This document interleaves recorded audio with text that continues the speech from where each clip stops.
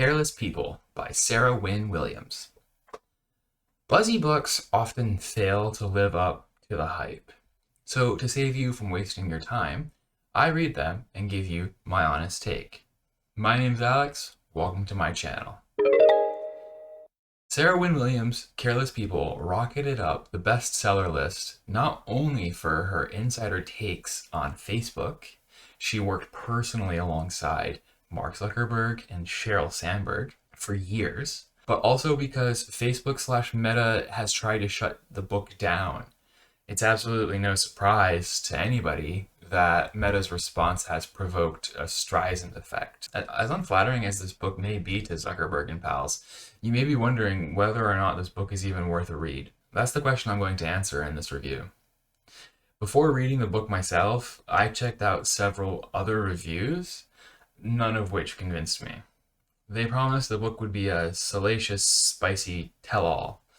But so what? Who cares?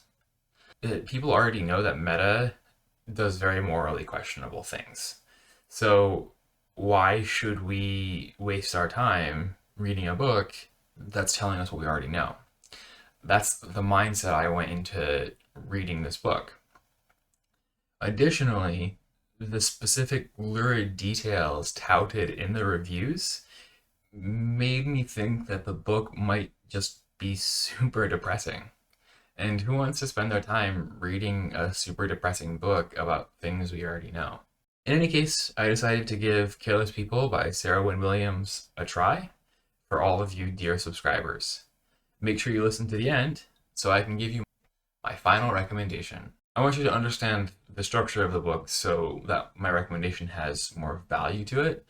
Again, spoilers are few and far between. Nothing major will be spoiled, and you can always fast forward right past them. The first chapter was about a trip that Sarah Wynn-Williams took with Zuckerberg. It's a trip to somewhere in South America, and they're running through these performers who are on horseback, and it's sort of very confusing. It wasn't clear why we should care about anybody in the scene, because as far as we know, all of the higher-ups at Meta, including these people, are morally suspect. That's the whole point of the book, isn't it? So the first chapter leads one to wonder whether the story is going to be yet another story about someone who realizes how bad the company is only after she's made her billions of dollars. The writing in the first chapter also struck me as schlocky. There were multiple sentences where the writer would repeat words in the same sentence. Here's an example. We need the CEO to do some things, and the CEO doesn't want to do them. It's bland and repetitive, and before you ask, Sarah Wynn-Williams herself is a Kiwi. She's from New Zealand, so that's my closest approximation to her actual accent. We get these repetitive sentences where the word choice isn't changed up very much. You know, you can do that once and it's fine, or you can do that for an effect. This was neither, and in the opening chapter, and it happened over and over again. I almost considered putting the book down, as I sometimes do, but I examined that impulse and decided to see if it got better instead.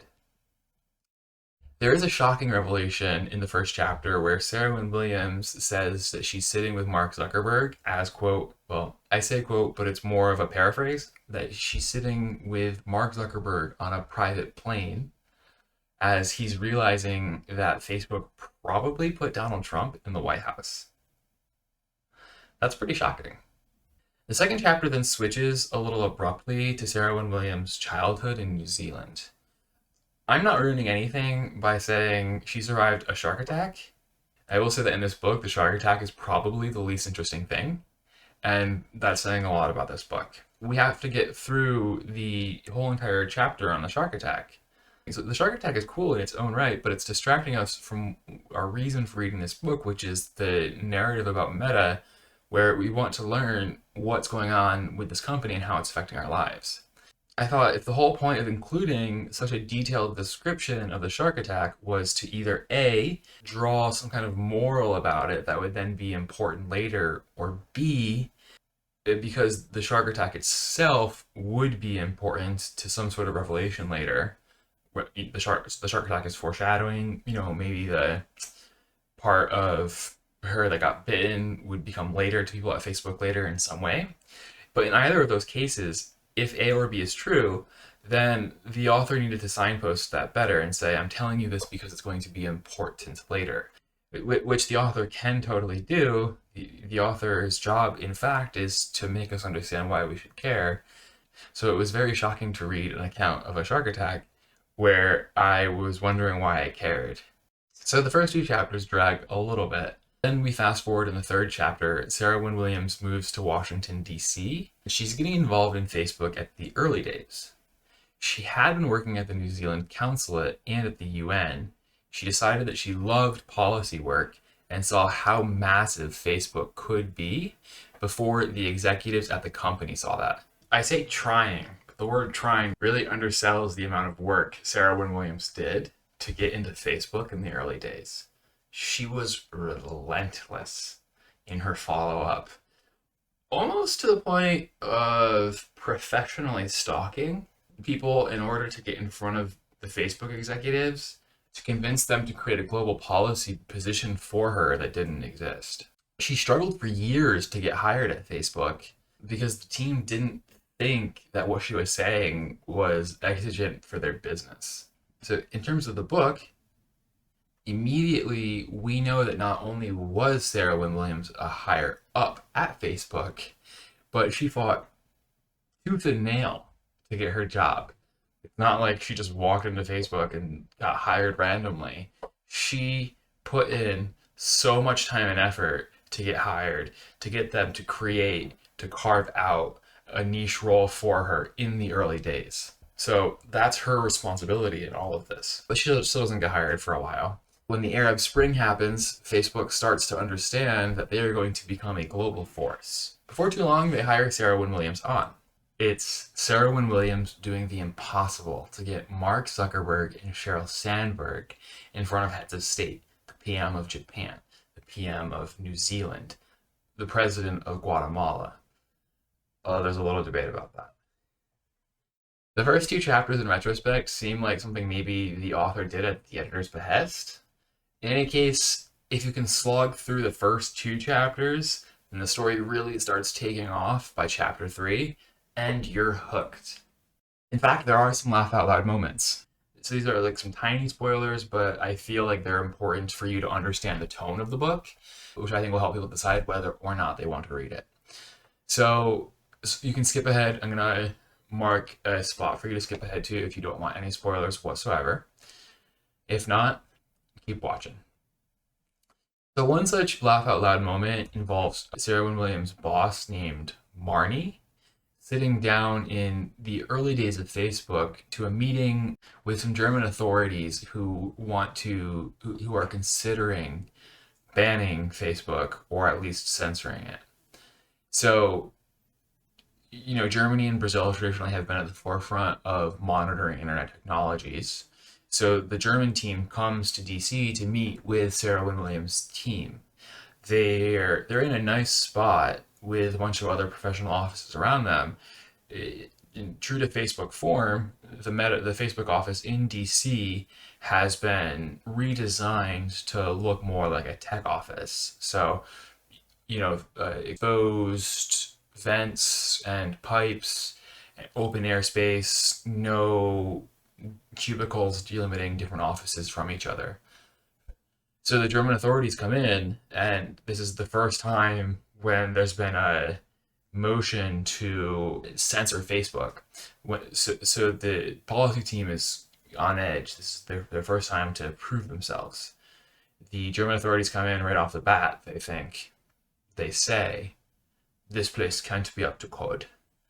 And the Facebook policy team is like, oh, no, it is up to code. All of this stuff, this is how tech companies look in the United States. That's what we did. So the German team is very skeptical. And for some reason, the Facebook policy team decides to disclose that they, in fact, paid more money to make the space look like this, which ruffles the feathers of the German team quite a lot. So then, the meeting's already not going well. They actually sit down. Marnie, Sarah Wynn-Williams' first boss, is trying to placate the Germans or at least make them comfortable. So she's explaining a little bit about herself, saying, I went to Harvard, I worked at the White House under Larry Summers, and of course, I'm Jewish. Okay. I don't know why that's something that you think you should say to the Germans. I don't know. Anyways, moving on. There are more awkward moments. For example, Sarah Wynn-Williams' future boss, Joel Kaplan, Harvard BA and JD. He was the White House Deputy Chief of Staff for Policy under George W. Bush. Sarah Wynn-Williams reports him as being, quote, surprised to learn Taiwan is an island. And if you don't know that, that's fine. You're not a Harvard BA JD. And if you are, then maybe people have been ascribing confidence to you that you don't deserve.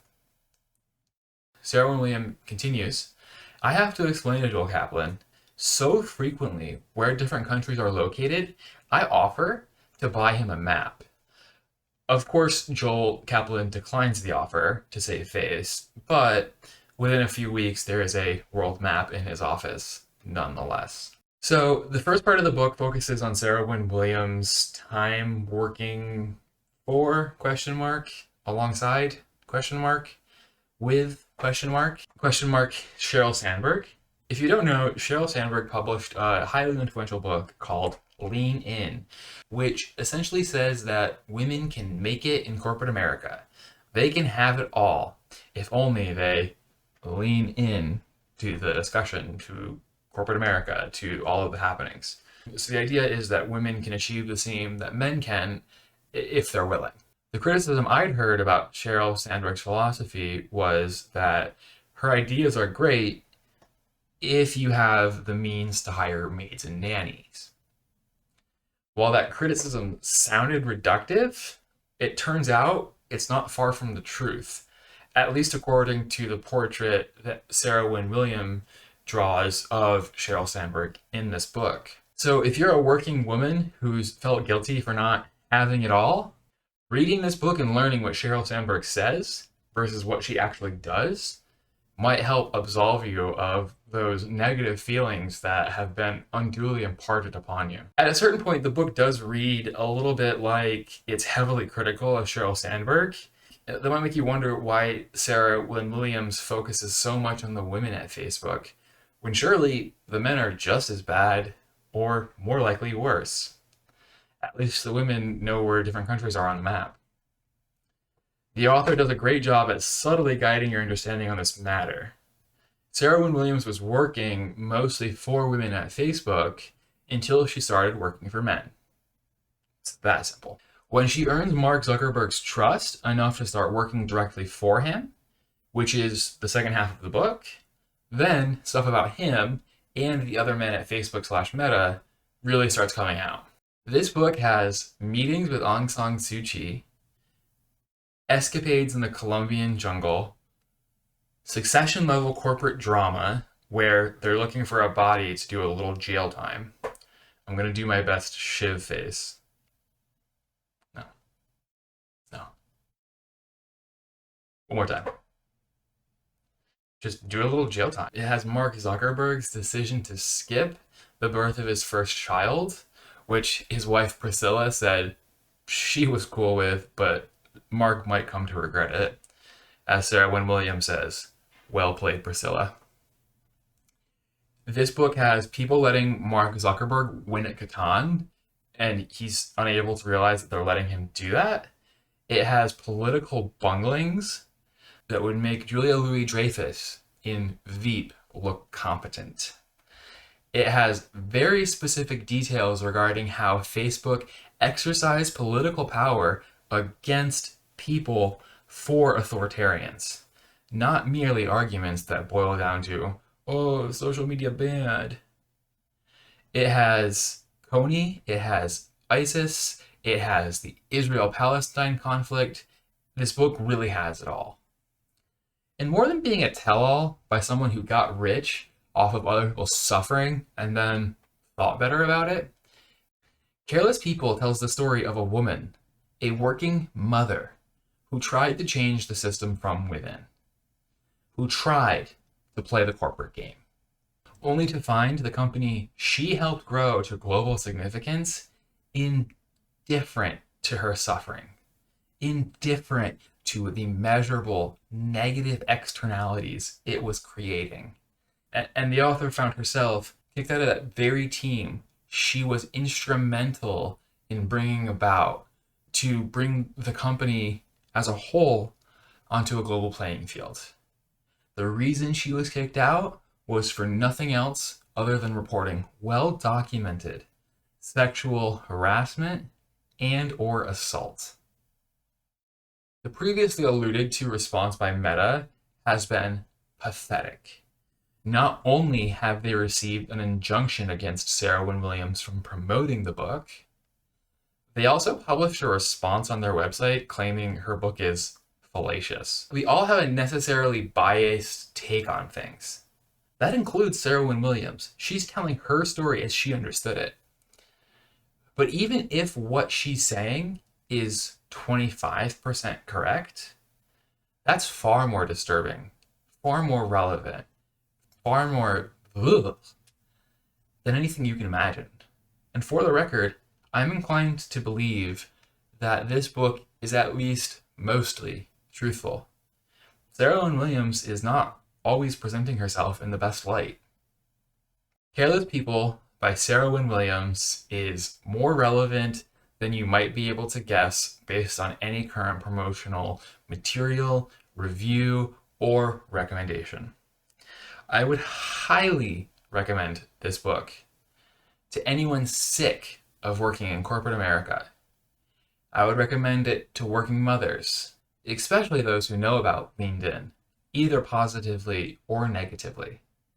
I'd recommend this book to readers interested in American technology, business, or politics. Bravo to Sarah Wynn-Williams, not only for all the very impressive things she's done with her life, but also for having the bravery to tell this story in the way that she did.